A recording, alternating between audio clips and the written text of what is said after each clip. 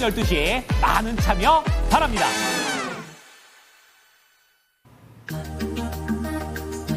안녕하십니까, 이재필입니다. 원래 주식시장에 그런 얘기가 있죠. 미국이 기침 한번 하면 한국은 독감에 걸린다, 이런 얘기가 있는데요. 지금 최근은 그렇지 않은 모습입니다. 미국이 감기에 걸려도 우리나라는 그냥 기침 한번 하고 지나가는 그런 시장인 것 같습니다. 자, 지난 주말에 나스닥이 2.2%나 급락했었죠. 근데 우리나라 시장은 코스피가 0.35% 정도 하락 마감했고요. 코스닥은 더 강했습니다. 0.17% 정도 하락 마감했으니까 뭐 전에 작년에 미국이 올라와도 떨어지고 떨어지면 더 떨어지고 그렇게 되던 무기력한 시장, 이런 시장에서 벗어나는 모습이에요. 자, 뭐 요런 것들은 장이 좀 되는 모습이다, 이렇게 우리나라 시장이 되는 모습이다, 이렇게 이해하시면 될 거고요. 자, 미국 시장이 감기에 걸렸었는데 왜 감기에 걸렸냐면요, 지표들이 조금 의심스러웠었죠. 자, 뭐 그 전주에 나온 소매 판매, 요런 쪽도 미국이 좀 안 좋았습니다. 실제로 나타나는 소매 판매도 좀 안 좋은 모습이고, 그 다음에 소비자들한테 이렇게 설문조사하는 게 있죠. 미시건대에서 하는 게 있습니다. 거기서 소비자 심리지수, 소비자 기대지수, 소비자 평가지수, 뭐 이런 게 있고요. 또 1년 인플레, 1년 기대 인플레, 5년 기대 인플레, 이런 게 나옵니다. 그 숫자가 좀 못마땅했던 거예요. 보시면 이런 모습이었습니다. 자, 지금 이때까지만 하더라도 작년 12월 달 이때까지만 하더라도 뭐 소비자 심리 지수가 한 74 정도가 나왔죠. 자, 그 1월 달까지만 해도 뭐 괜찮네, 이런 수준이었습니다. 71.4, 71.1이 나왔는데, 여기서 아까 말씀드렸듯이 전주에 소매 판매가 안 좋게 나오고, 여기서 소비자 심리, 소비자 기대, 소비자 평가 지수가 전부 다 60대로 내려앉았죠. 자, 소비자 심리가 64.7, 그 다음에 기대가 64.0, 그 다음에 소비자 평가가 65.7, 요렇게 나왔는데요. 요것만 있으면 그래도 그나마 조금 볼만할 텐데, 같이 하는 게 있습니다. 설문조사를 같이 하는 게 있는데, 1년 기대 인플레, 5년 기대 인플레. 자, 1년 뒤에 저 인플레가, 물가가 얼마나 오를 것 같아요? 라는 대답에, 질문에 요런 게 나왔습니다. 자, 1년 뒤에는 4.3, 이게 3.3이었었는데 굉장히 많이 튀어 올랐어요. 그리고 이 5년 기대 인플레 역시 마찬가지 3.5로 올라왔습니다. 그러니까 1년 기대 인플레, 5년 기대 인플레 다 이렇게 좀 많이 올라왔다라는 거예요. 이게 의미하는 거는 시장이 그 부분을 좀 걱정하고 있다라는 겁니다. 야, 트럼프가 관세를 물리면서 우리 세금 깎아주면 좋긴 좋은데, 근데 뭐 이거는 물가는 어쩔 수 없을 것 같다, 요런 심리가 작용했다라고 보시면 될 것 같고요. 자, 뭐 그렇지만 우리나라 시장 같은 경우는 뭐 상당히 견조한 모습으로 마감됐습니다.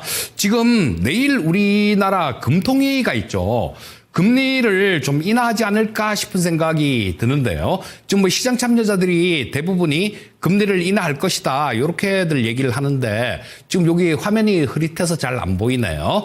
자, 원달러 환율이 내일 금리를 인하를 하면 원화가 약세가 돼야지 맞는 거잖아요. 금리 인하할 가능성이 많다라면 이 원달러 환율이 상승 압력을 줄 수 있는 그런 요인이었는데, 물론 뭐 뚜껑은 열어봐야 알겠지만요. 지금 대부분이 내일 금리 인하하지 않겠어? 이렇게 생각하고 있습니다. 근데 원달러 환율이 6원 넘게 하락했습니다. 자, 원달러 환율은 기본적으로 알고 계시죠? 원달러 환율은 올라가면 원화가 약세입니다. 떨어지면 원화가 강세예요. 왜냐하면 1,000원이면 원달러 환율이 1,000원이면 1,000원만 줘도 1달러를 바꿀 수 있는 거잖아요. 근데 1,500원으로 올랐다 그러면 1,500원을 줘야 1달러를 바꿀 수 있는 거니까 원화가 약세가 되는 거죠. 자, 6원 넘게 떨어졌다라는 건 원화가 강세였다라는 얘기입니다. 자, 그러니까 지금 뭐 이 좀 전국도 불안하고 어수선하고 그런 부분들이 저 원달러 환율을 끌어올린 요인들이 있었고, 지금 이제는 뭐 좀 차츰 안정이 돼가면서 뭐 좀 있으면 한국 안정되겠지, 이런 심리가 작용된 겁니다. 자, 그래서 뭐 상당히 지금 우리나라 시장 같은 경우는 좀 좋은 모습이에요. 자, 하지만 이게 수급에 대한 관찰들, 이런 것들은 좀 필요합니다. 수급에 대한 관찰은, 시장, 전체 보면서 좀 말씀드리도록 하겠습니다. 자, 코스피 시장의 경우에는 지금 121이평선을 242평선이죠, 여기. 242평선, 까만 선입니다. 요거를 지난주에 강하게 돌파했어요. 그랬다고 수요일 날 강하게 돌파했다가 목요일, 금요일 뭐 조금 조정받으면서 오늘 월요일 같은 경우는 장중에 살짝 이탈했었죠. 그랬다가 다시 올라온 모습입니다. 근데 그 부분을 보셔야 돼요. 지금 여기서 보게 되면 밑에서 이렇게 치고 올라오는 이동평균선이 있죠. 자, 요거 여기서 돌아서기 전에 제가 이 시간을 통해서 61평선 돌아설 겁니다. 이런 말씀을 드렸는데요. 지금 잘 돌아서서 우상향을 이렇게 하는 모습이죠. 자, 그 위에 빨간 선이 22평선입니다. 22평선이 굉장히 강하게 위쪽으로 올라오고 있죠. 자, 뭐 242평선은 지지를 받은 거고, 그러면 조정이 있다고 하더라도, 뭐 만약에 또 이 242평선을 이탈한다고 하더라도요, 그렇다고 하더라도 밑에서는 강하게 치고 올라오는 21이평선이 버티고 있는 겁니다. 그러면 우리나라 시장은 조정은 뭐 언제든지 있을 수 있죠. 지난주 수요일까지 7거래일 연속 상승했습니다. 7거래일 연속 상승했고, 그 다음날 좀 빠지고, 그 다음날 금요일 날은 조금 올라오고 오늘 조금 조정받는 모습이니까 조정을 잘 받고 있는 모습이에요. 그리고 아시아 시장도 오늘 전체적으로 나쁘지 않았기 때문에 시장이 이렇게 무너진다 이렇게 볼 수는 없습니다.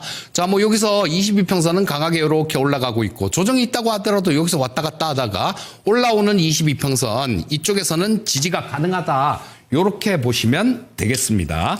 자, 근데 수급에 대한 관찰은 조금 필요할 것 같아요.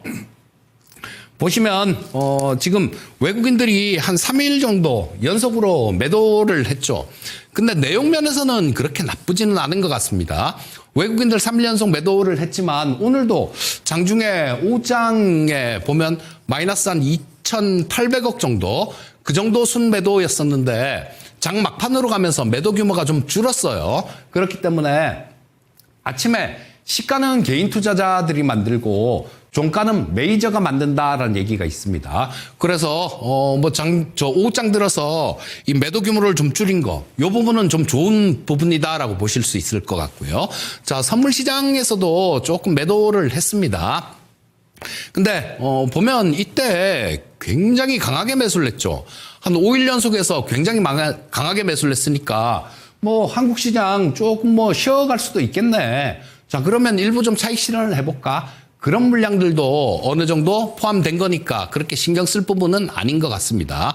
선물 시장 역시 마찬가지. 외국인들은 장 막판에, 그러니까 선물은 3시 45분에 끝납니다. 근데 장 막판에 또 매수가 매도 규모가 좀 많이 줄었기 때문에 나쁜 수급은 아니다. 이렇게 보시면 되겠습니다. 자, 내용 면에서는 지금 오늘 아침에 출발할 때요. 대부분의 종목들이, 많은 종목들이 하락 출발했었습니다. 그런데 지금 장 이렇게 진행되면서 상승 전환한 종목들도 있고요. 또 상당히 많은 종목이 주가는 마이너스였지만 요게 장중에는 캔들을 보게 되면 양선을 발생시킨 종목들이 많습니다. 그러니까 이 코스피 시장 내용 면에서는 좋은 시장이었다, 나쁘지 않았다. 이렇게 보시면 될 것 같습니다. 자, 그리고 코스닥 시장 한번 살펴보겠습니다. 자, 코스닥 시장 같은 경우는 마찬가지 거의 뭐 비슷한 맥락인데 코스피는 242평선 까만 선을 지금 돌파한 상태죠.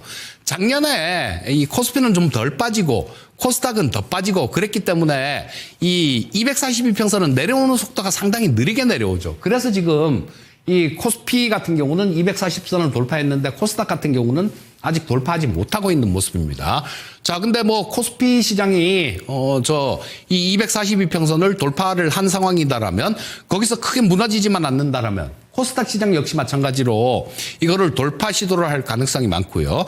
또 뭐 조정을 이쪽에서 조금 저항은 있을 수 있습니다. 근데 마찬가지로 20선이 올라가고 있죠. 그러니까 뭐 이쪽에서 왔다 갔다 하면서 조정을 받는다고 하더라도 20선에서는 지지를 받을 수 있을 거고, 이 242평선 저항선으로 작용할 수 있는 242평선을 돌파를 계속 시도를 할 겁니다. 박스권이지만 계속 돌파를 시도하는 그런 박스권이 될 것이다. 이렇게 말씀드릴 수 있을 것 같아요. 자, 코스닥 시장 수급 한번 짚어보겠습니다. 외국인들은 코스닥 시장에서는 뭐 그냥 조금 샀다 팔았다 그러고 있습니다. 이 코스닥 시장 수급 역시 마찬가지 지금 1,000억 정도 결과적으로 매도를 했는데요. 그렇게 나쁘진 않습니다. 왜냐하면 요거도 마찬가지 장중에 마이너스 한 1,500억 이상 매도를 했었어요. 요 정도 매도를 했었는데 장 막판, 장 후반으로 가면서 이 부분을 줄였다라는 겁니다. 그렇기 때문에 지금 양시장 다 코스피도 마찬가지고 코스닥도 마찬가지고 양시장 다 여기 왔다 갔다는 좀 할 수 있겠지만 수급 상황 그렇게 나쁘지 않고요. 자, 뭐 시장이 어느 정도 지난주 수요일까지 7일 연속 올랐지 않습니까? 그리고 그것도 굉장히 강하게 올랐어요. 그러니까 좀 쉬어가는 거, 이것도 나쁘지 않은 거다. 이렇게 보시면 될 것 같고요. 자, 코스닥 시장 쪽에서는 뭘 보는 게 좋을까요? MWC 2025가 다음 3월 3일부터 3월 6일까지 열립니다. 자, 그 부분 조금 이따가 짚어드리기로 하고, 오늘 저녁 야인시대에서도 마찬가지 MWC 2025 관련주 그런 종목을 하나 드리도록 하겠습니다. 자, 첫 번째 섹터로 좀 넘어가 볼게요. AI하고 로봇 뭐 요걸 한 군데로 묶어봤는데요. 첫 번째 말씀드릴 종목은 이 한글과 컴퓨터입니다. 자, 한글과 컴퓨터 AI 소프트웨어 종목들 중에는 그렇게 크게 오르지 않았죠. 올해 AI 소프트웨어 주식들 굉장히 많이 강하게 올랐습니다. 좀 실적이 안 나오고 그러는 쪽들이 많이 올라왔어요. 하지만 그 수익이라는 거, 수익만 보고 쫓아가는 투자자들은 결국은 수익을 그렇게 많이 내기가 어렵습니다. 자, 이거 안 깨질 생각을 먼저 깔고 들어가는 투자자들, 그런 투자자들이 결과적으로 보면 긴 레이스에서 보면 승자가 되는 건데요. 자, 이 한글과 컴퓨터는 그렇게 크게 많이 오르지 않았습니다. 그리고 오늘 뭐 장중에 아까 오전에 한 5% 정도까지 빠지더니 어느 정도 회복을 해놓고 끝냈는데요. 자, 오늘 실적 발표가 있었어요. 이 시장에서 기대하는 그 기대치보다는 좀 낮은 숫자가 나왔습니다. 하지만 내용 면에서는 나쁘지 않았어요. 자, 22시 클럽. 자, 22시 클럽. 야구에서 얘기를 하면 홈런 20개, 도루 20개죠. 근데 22시 클럽, 주식에서 22시 클럽은요, 매출액이 20% 이상 전년 동기 비해서 늘고, 그 다음에 영업이익이 전년도 비해 갖고 20% 이상 늘고, 요거 22시 클럽이라고 얘기를 합니다. 자, 22시 클럽을 달성한 기업이에요. 자, 그리고 매출액 같은 경우는 지금 또 의미가 있는 좀 좋은 그런 매출이 있고 또 덜 좋은 그런 매출이 있죠. 매출은 다 좋긴 하지만요. 좀 더 좋은 매출이 있고 좀 덜 좋은 매출이 있는데요. 자, 이 한글과 컴퓨터는 어떤 쪽입니까? AI하고 관련되는 소프트웨어 기업이잖아요. 자, 그러니까 AI하고 관련되는 쪽들, 이런 쪽에서 실적이 나와주면 좋겠죠. 늘어주면 좋을 겁니다. 자, 3분기 실적 발표에서도 마찬가지 클라우드 쪽 매출이 굉장히 많이 증가했습니다. 그리고 4분기 실적 발표를 오늘 했는데 클라우드 쪽에서 200% 넘게 성장했어요, 매출이. 자, 그러니까 점점 이쪽 AI하고 관련되는 쪽에서 실적이 나오네? 그런 얘기로 해석되는 겁니다. 우리 기업들 마이크로소프트나 뭐 이런 기업들, 구글에 모여서 알파벳이나 이런 기업들이 실적 발표가 나오면 어떤 부분 뜯어봅니까? 뭐 실적 나온 거, 그리고 향후 전망치 이런 것들 보고요. 세부적으로 들어가서는 클라우드 쪽 매출이 어떻게 되느냐, 이 부분을 좀 따져서 보잖아요. 그러니까 22시 클럽을 달성했는데 거기다가 매출의 내용도 상당히 좋았다라는 겁니다. 그리고 지금 국회에서도요, AI 국회 뭐 이런 거를 만듭니다. 우리 국회의원들 일을 할 때요. 거기에 AI를 접목을 시켜서 좀 편하게 이렇게 할 수 있는 그런 시스템을 구축하고 있는데 1단계 사업을 수주를 했습니다. 1단계 사업을 수주했는데 요거는 삼성 SDS하고 컨소시엄을 이렇게 형성해 갖고 입찰에 들어갔는데 수주했어요. 자, 그렇다면 뜬구름 잡는 AI 이런 것들 많죠. 뜬구름 잡는 애들 많습니다. 자, 근데 그런 게 아니라 직접 관련이 되는 종목이다. 이렇게 볼 수 있겠죠. 또한 올해 같은 경우는 AI를 적용한 소프트웨어를 내놓을 겁니다. 자, 이건 뭐냐 하면 우리 막 타자치기 막 힘들고 그러잖아요.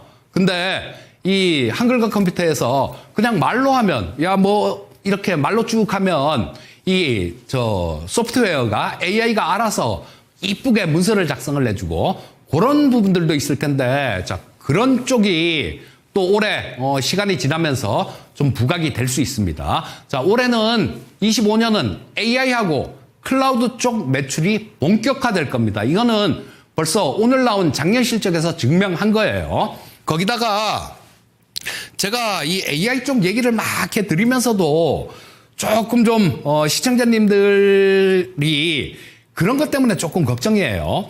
막 실적도 안 나오고 막 이상한 종목들이 많이 있어요. AI 관련 주식들 중에도. 자, 지금 올해 보시게 되면 여기 452억 정도 요렇게 예상치가 나오는데 이거 아닙니다. 한 50억 정도는 여기서 예상치보다 줄었어요.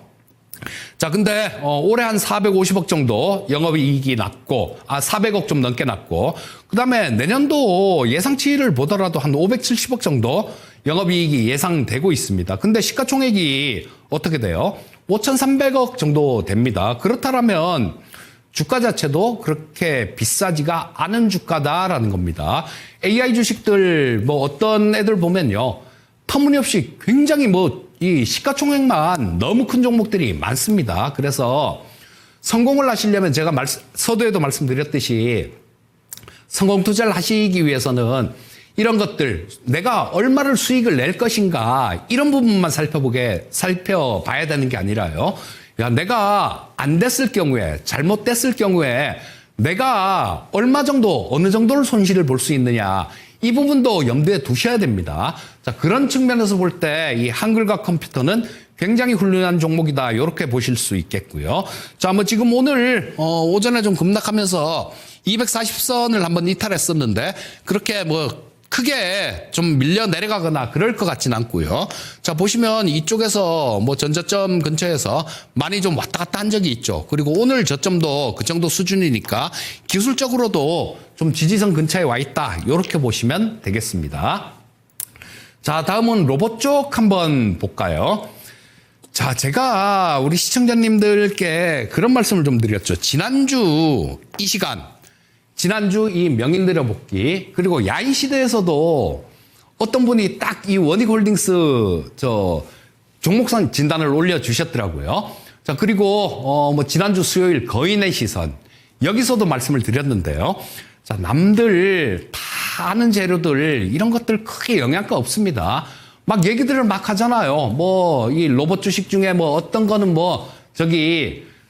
SK온하고 이렇게 SK온이 지분 취득했다, 그 다음에, 또, 포스코에서 지분 취득했다. 이런 얘기들 다 아는 얘기, 다들 나오는 얘기지 않습니까? 근데, 이 원익홀딩스 같은 경우는 얘기가 안 나왔을 때, 그럴 때, 시청자님들한테 지난주에 말씀드렸던 겁니다. 이유도 몰랐었죠. 지난주 월요일 날. 이렇게 장중에 상한가 치고 이렇게 급등했었는데요. 그때 반도체 주식이 좋아서 그런가 보다 이렇게 얘기하는 분들도 있고 그랬었는데, 자, 이 시간을 통해서 명확하게 말씀드렸죠. 알레그로 핸즈. 로봇 주식들도요, 기술 구현이 굉장히 어려운 것들이 있습니다. 그리고 상대적으로 좀 쉬운 것들이 있어요. 상대적으로 쉽다라는 거는 진입장벽이 낮다라는 얘기죠. 누구나 그쪽에 들어와서 사업을 할 수 있다라는 얘기입니다. 그런 쪽들 같은 경우는 좀 안심하기가 힘들겠죠. 레인보우 로보틱스를 왜 그렇게 말씀드렸냐면요. 우리나라에 휴머노이드 로봇 만들 수 있는 기업 몇 개 없습니다. 레인보우 로보틱스하고 그 다음에 연구소 차원에서 좀 있고, 그 다음에 아직 상장 안 된 종목 좀 있고요. 자, 그 정도 수준인데 이 원익홀딩스를 말씀드리면서는 휴머노이드 기술 중에 가장 구현하기 어려운 게 손이다라는 말씀을 드렸죠. 로봇손. 그러면서 뭐 자유도 얘기도 해드리고 막 그랬는데 그 재료가 지난 금요일 날 나왔던 거예요.